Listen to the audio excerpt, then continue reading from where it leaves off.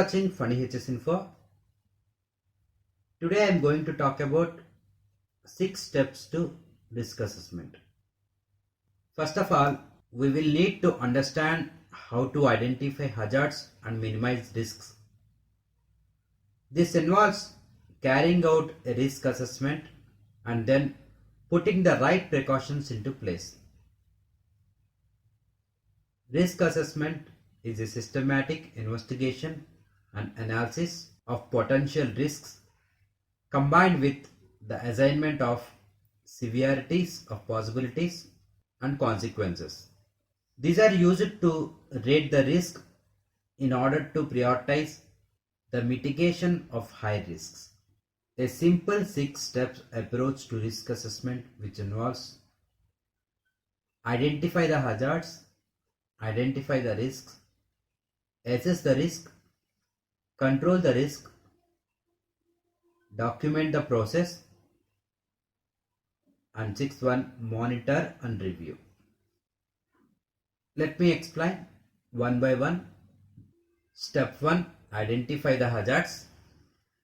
Examine the work area or consider the task or process and identify any hazards or potential threats to health and safety. Some of the examples of workplace hazards are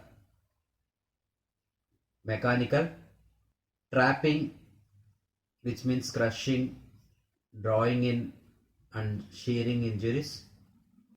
Example, 2 moving parts or 1 moving part, fixed surface conveyor belt and drive V-belt and pulley power press. Second one, electrical, shock, burn, fire or explosion. Examples, electricity above 250 volts, extra low volt electricity, static. Third category, chemical, acute and chronic health effects. Examples, acetone, benzene, isocyanates. And fourth category, biological, heat stress, hypothermia. Example, work in furnace, cold room. These are some of the examples of workplace hazards. Second step, identify the risk. The risk is the potential consequence of hazard correlating to the possibility of injury, illness, damage, or loss as a result of hazard. Identify factors that may be contributing to the risk. Step 3, assess the risk. Once a hazard has been identified, the likelihood and possible severity of injury or harm will needed to be assessed before determining how best to minimize the risk. High risk hazards will need to be addressed more urgently than low risk situations. For this, we have to use risk assessment matrix. This risk matrix determines the likelihood something will happen and the impact if the incident occurs. How to use this risk assessment matrix? Here we take the task person feeding line. A person enters into a case and is feeding the line. Here the possibility is 5 and severity is 5. Then possible severity 25. Second one, a person is feeding the line through a specially designed feed opening. Here possibility 3, severity 3, possible severity 9. And third scenario, a person using PPE enters into the case and is feeding the line. Here the possibility is 5, severity 4, the possible severity 20. And another scenario, a person is feeding the line through a specially designed feeding case. Here the possibility 0, and severity also 0, then possible severity 0. Like this, we have to use this risk assessment matrix to assess the risk. Step 4, control the risk. Control of any given may involve a number of measures drawn from various options. New work procedures may also need to be developed. The risk control hierarchy ranks possible risk control measures in decreasing order. Elimination removes cause of danger completely. Substitution controls the hazard by replacing it with a less risky way to achieve the same outcome. Engineering controls include design or modifications to equipment and process that reduce the danger.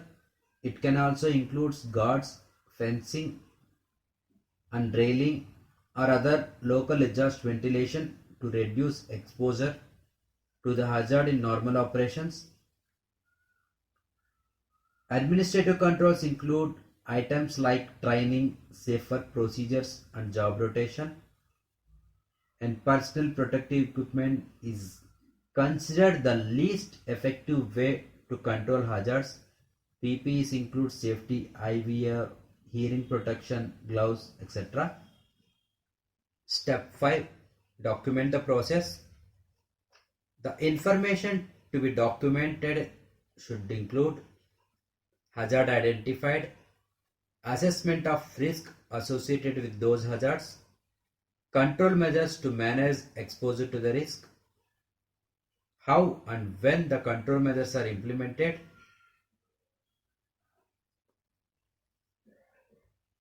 this is a model risk assessment record sheet for your reference.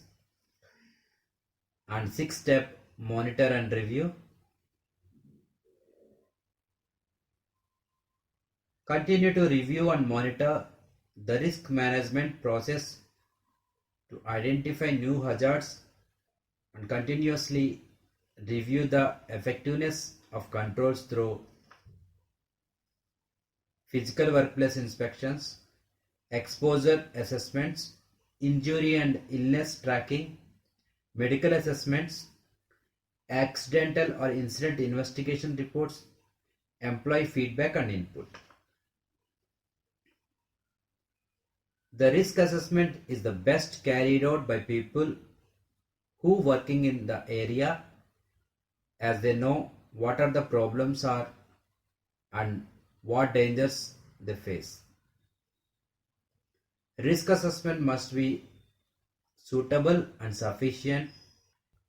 Let me summarize the 6 steps to risk assessment. Select an activity. Then first step, identify hazard. Second step, identify risk. Third step, analyze and evaluate the risk with risk assessment matrix. Fourth step, control measures to reduce risk by using hierarchy controls. Fifth step, document the process. And sixth one, monitor and review. Repeat for all activities by following these 6 steps.